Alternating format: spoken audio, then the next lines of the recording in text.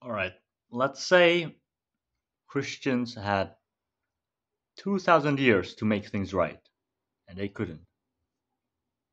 Mm. And they aren't even pursuing truth, they are pursuing delusion.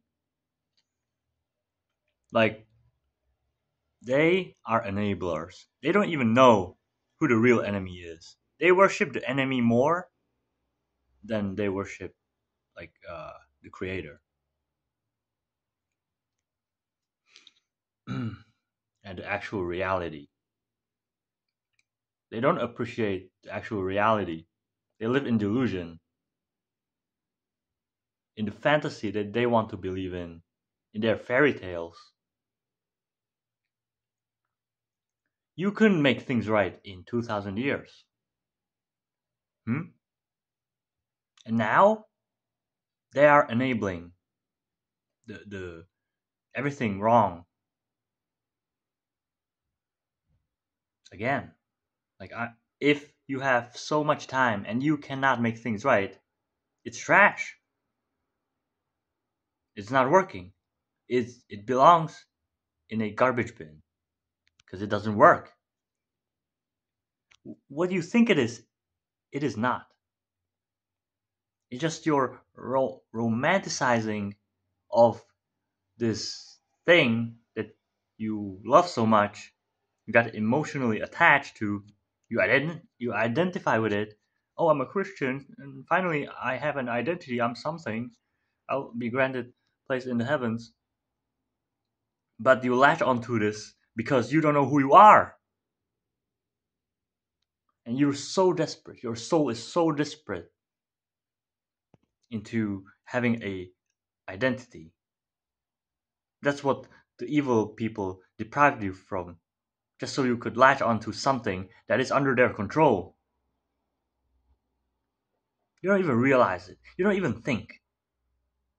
You don't even question. Guess what? You've been programmed to not question. You've been programmed to not think for yourself. Just follow dogma. Be an obedient, like, whatever you want to call yourself. And you don't even self reflect. Just think you have the truth. Just think it's true. But you cannot be sure of it. Ever. Or like, well, you can if you admit that um, there's no proof for it to be true. But that means you would lose your identity, something that makes you interesting, something you latched onto. You don't want that, right? So you'll defend it with everything you have. You're so comfortable in your bubble, in your own world, or not, it's not your own, in the system, that you'll defend it from anyone who tries to wake you up from it.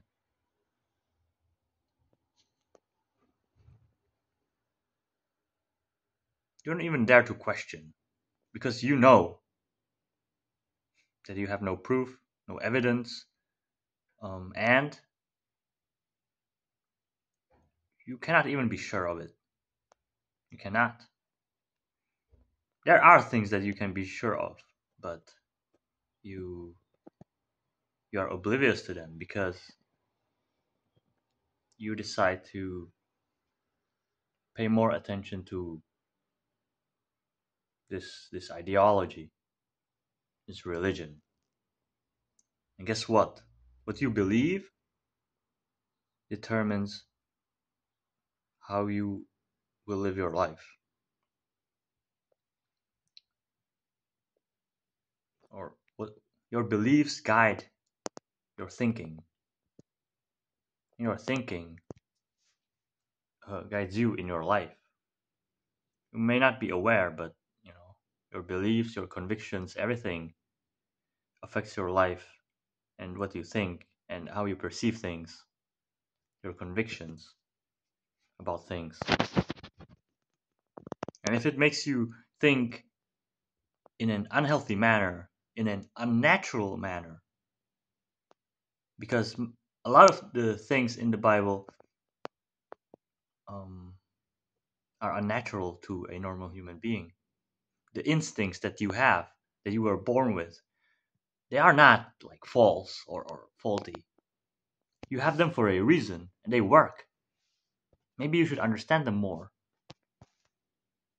No, but you'd rather deny them and discredit them and act as as the Bible tells you. But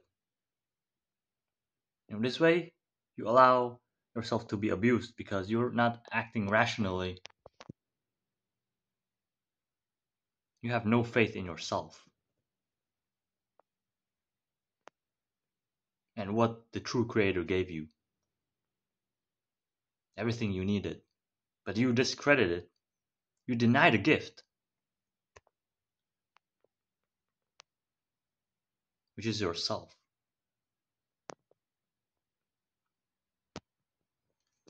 Talk about disrespecting your Creator.